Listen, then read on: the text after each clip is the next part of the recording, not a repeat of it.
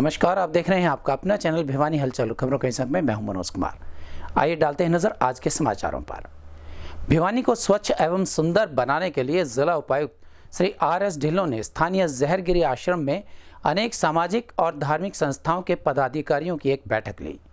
इस बैठक में जहां नगर को साफ सुथरा बनाने के लिए उनके सुझाव लिए गए, वहीं इस कार्य में उनकी भागीदारी भी सुनिश्चित की गई। रविवार को स्थानीय जहरगिरी आश्रम में सामाजिक व धार्मिक संस्थाओं के पदाधिकारियों द्वारा एक बैठक का आयोजन किया गया। इस बैठक की अध्यक्षता भिवानी के उपायुक्त आर.एस. ढिल्लों ने की। इस अवसर पर उन्होंने भिवानी को स्वच्छ व सुंदर बनाने के लिए विभिन्न धार्मिक और राजनीतिक संस्थाओं के पदाधिकारियों से सुझाव लिए। वहीं उन्होंने कहा कि स्वच्छता के संबंध में हमें प्रत्येक नागरिक की भागीदारी सुनिश्चित करनी होगी तथा उन्हें इस संबंध में जागरूक भी करने की सख्त जरूरत है। वहीं उन्होंने कहा कि जिस प्रकार से भिवानी को पवित्र नगरी छोटी काशी के नाम से जाना जाता है, उसी प्रकार से इसका स्वच्छता के क्षेत्र में भी पवित्र होना अति आवश्यक है, क्योंकि यदि हम स्वच्छ रहेंगे तो विभिन्न बीमारियों से दूर भी रहेंगे।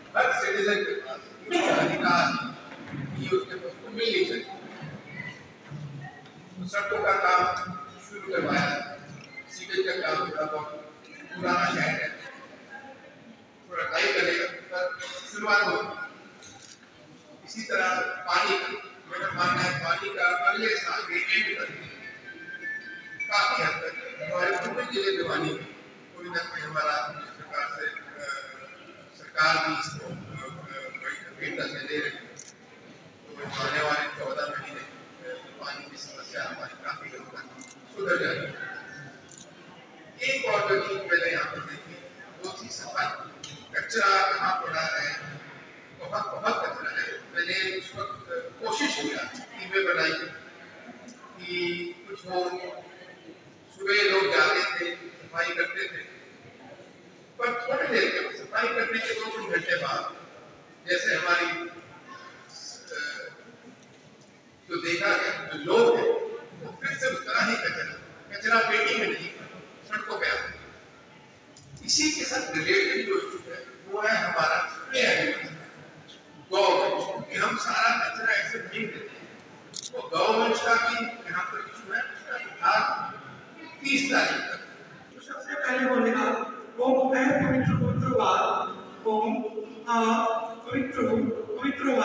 सर्वावस्थान का कभी हो यह सूर्य से मुक्ति का आवश्यक कि जो बाहर से अस्वच्छ हूँ और अंदर से बढ़िया बाहर से अंदर से मुझे सूची करे, मुझे पवित्र करे, ताकि मैं इस यक्षाला में कांगस्त में वैदी में बैठे पूजा अर्चन कर सकूं।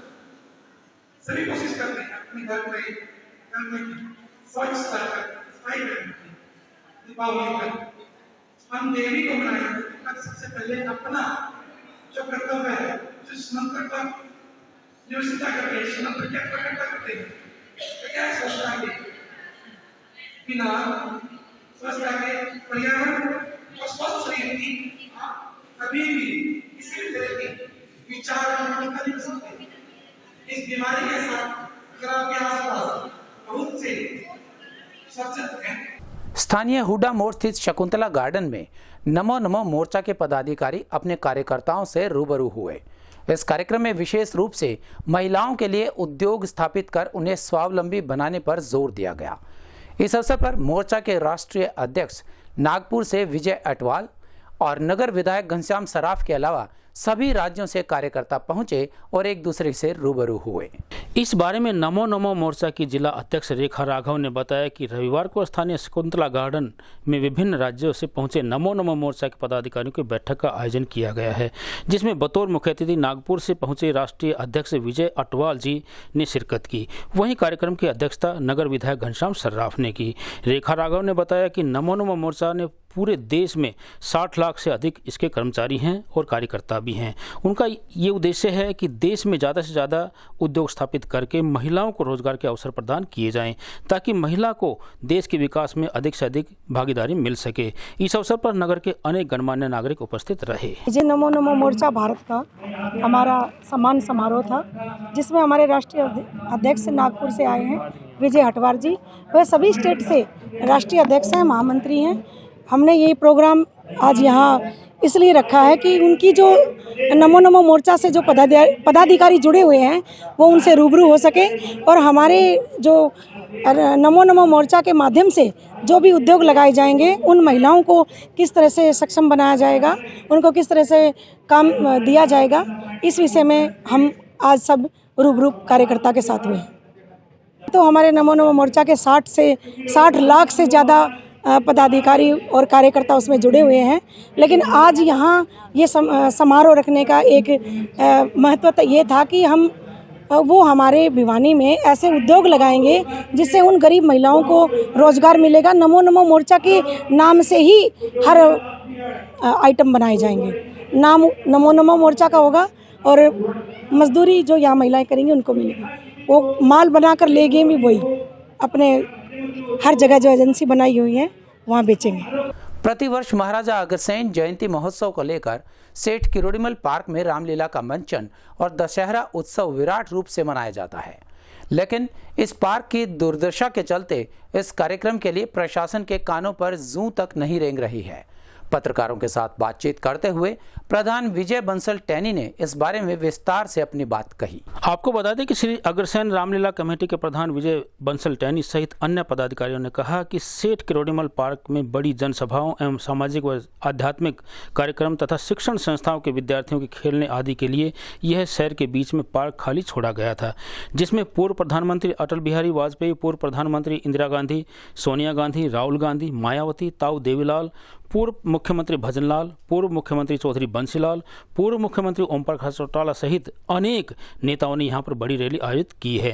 हरियाणा प्रदेश की सरकार जो भी समय समय पर आई हैं उनकी बड़े रैली वो आयोजन यहां पर किए जा चुके हैं, लेकिन शहर के बीच में अपनी अलग से सदियों से छटा बिखेरते आ रहा ये सेठ किरोड़ीमल पार्क करीब 5 साल से खस्ता हालत में आ चुका है। बनाना चाहिए न कि सेठ किरोड़ीमल की जो जमीन किसी सेठ ने छोड़ी थी मतलब बच्चों के विकास के लिए, यहाँ एक जंगल बनवा दिया गया सरकार द्वारा और उस संस्था ने उसके बराबर में एक और संस्था है उसने भी इसी तरह जंगल का निर्माण कर लिया। एक 3 किले के ऊपर अमृत योजना का ठेकेदार है, उसने करीबन 5 साल से इस जमीन के ऊपर अमृत योजना का सामान गिरा हुआ है। हमने बार बार प्रशासन के अधिकारियों से कहा, उनके कोई जू नहीं लग रही।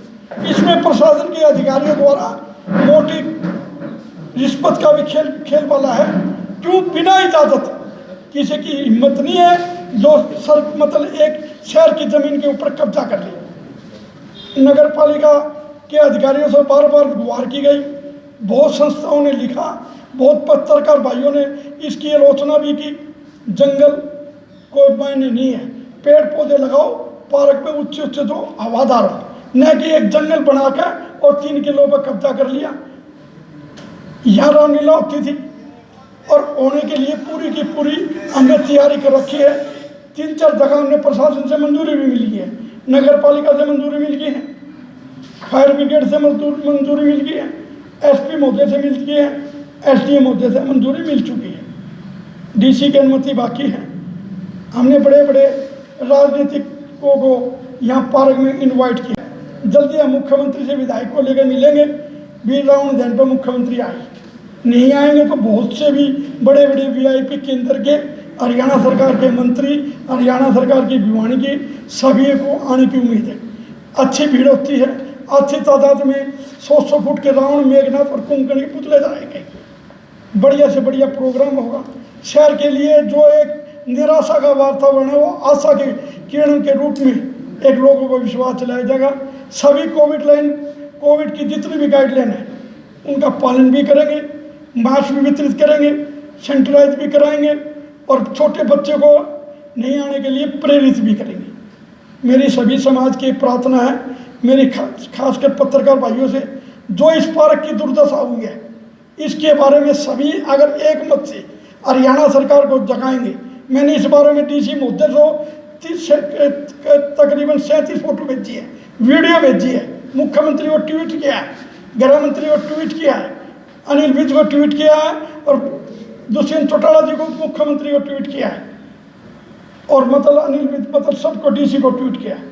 आप जितने भी ट्विटर से जुड़े हुए हैं, मेरी कंप्लेंट का घने से घने शहर के हित के लिए मैं कह रहा हूँ ये पार्क एक छोटे बच्चों के लिए था, पार्क को पार्क रहने दे, न कि कहना तो गुंडा तत्व इस पर कब्जा करे। पार्क की सुंदरता बनवाने के लिए प्रशासन से बार बार प्रार्थना है भी इस पार्क का निर्माण, इस पार्क में जितनी भी गंदगी है इससे छोटे छोटे बच्चे मलेरिया डेंगू सब चीज़ें लेकर रखते हैं। प्रशासन के ऊपर कोई जून नहीं लगनी। रविवार को स्थानीय श्री कृष्ण प्रणामी मंदिर में आस्था अस्पताल भिवानी के सौजन्य से नाक, कान व गले की दूरबीन द्वारा निःशुल्क जांच शिविर का आयोजन किया गया, जहां करीबन 150 रोगियों की निःशुल्क जांच की गई, वहीं उन्हें दवाइयां भी वितरित की गई। मोहल्ला रामगंज में भी श्रीमती देवी बाई आश्रम में हवन यज्ञ के साथ वैक्सीनेशन कैंप का आयोजन किया गया, जिसमें सैकड़ों लोगों को वैक्सीन लगाई गई। भिवानी के रामगंज मोहल्ला में श्रीमती देवी बाई आश्रम में हवन यज्ञ के साथ वैक्सीनेशन कैंप का आयोजन किया गया। इस बारे में पार्षद मामन चंद व उप प्रधान नगर परिषद ने बताया कि आज श्रीमती देवी बाई आश्रम में विश्व शांति के लिए हवन यज्ञ का आयोजन किया गया है। इसके साथ ही यहाँ पर एक वैक्सीनेशन कैंप का आयोजन भी किया गया है, जिसमें भारी संख्या में लोग पहुंचकर उन्होंने वैक्सीनेशन का लाभ लिया। उन्होंने बताया कि आश्रम के पदाधिकारी समय समय पर इस प्रकार के आयोजन करवाते रहते हैं, जिससे आम नागरिकों को वैक्सीनेशन के द्वारा कोरोना महामारी से दूर रखा जा सके। आज रामगंज मोहल्ला में श्रीमती देवीबाई आश्रम में जो हर बार की बात थी, आज भी हवन का प्रोग्राम किया गया और वैक्सीन का फ्री कैंप का आयोजन हमारे सभी साथी आशु कामरा जी और हमारे हर्षदीप भाई और कैलाश अंकल सभी के सहयोग से ही आज कैंप का आयोजन किया गया है। और जो कोरोना महामारी है उसको लेकर ही यज्ञ का आयोजन किया गया। हमारे आशु भाई बार बार ये प्रोग्राम करते रहते हैं और इस मोहल्ले की, इस शहर की, इस हरियाणा देश की सुख शांति के लिए ऐसे प्रोग्राम का आयोजन बार बार करते रहते हैं। मैं तो भगवान से यही प्रार्थना करता हूँ कि ये हमारा जो एक आश्रम है ये दिन दुगनी रात चौगुनी उन्नति करे। कमरा नाम है मेरा और देवी बाई आश्रम से हैं हम, और यहाँ पे कैंप लगाया गया हर्ष भाई और मामन भाई साहब के सहयोग से। यहाँ पे वैक्सीनेशन कैंप है और उससे पहले एक यज्ञ, हवन यज्ञ हुआ, ताकि तीसरी लहर, जो कोरोना की 2 लहरें हम सह चुके हैं, वो तीसरी लहर ना आए, इसलिए हमने हवन यज्ञ किया। उसके तत्पश्चात वैक्सीन कैंप है और यहाँ पे 150 से 200 बंदों को वैक्सीन आज लगाई जाएगी और यही आग्रह करेंगे सभी से कि वैक्सीन लगवाएं। स्थानीय दिनोद गेट स्थित गोविंद राम टिवड़ेवाल सभागार में महाराजा अग्रसेन जयंती समारोह के अंतर्गत जहां शनिवार रात्रि के समय विराट कवि सम्मेलन में बाहर से आमंत्रित कवियों द्वारा अपनी कविताओं से रंग जमाया गया, वहीं रविवार दोपहर को आयोजित सांस्कृतिक कार्यक्रम में बच्चों ने नृत्यों के माध्यम से अपनी प्रतिभा का परिचय दिया। इस अवसर पर कार्यक्रम में उपस्थित लोगों को संबोधित करते हुए भिवानी के विधायक घनश्याम सराफ व समाज सेवी बृजलाल सराफ ने कहा कि महाराजा अग्रसेन का जीवन त्यागमयी जीवन था।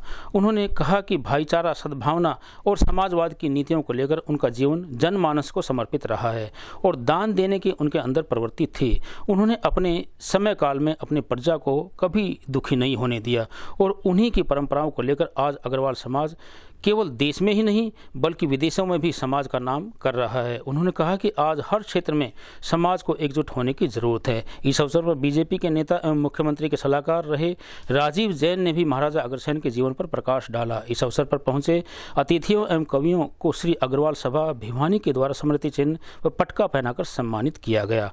महाराजा अग्रसेन जयंती उत्सव के तहत आयोजित राष्ट्रीय कवि सम्मेलन में कविता पाठ करते हुए नई दिल्ली से पहुंचे डॉक्टर कीर्ति काले ने भर भर आए नैना, दिन रहना नहीं चैना, मन में उठा है भूचाल, बिटिया चली है ससुराल, बेटी के महत्व पर प्रकाश डाला। दुनिया ने स्वीकार किया है उनके पावन राज को, दुनिया ने स्वीकार किया है उनके पावन राज को, दिल में सभी उतारे उनके सच्चाई के साज को।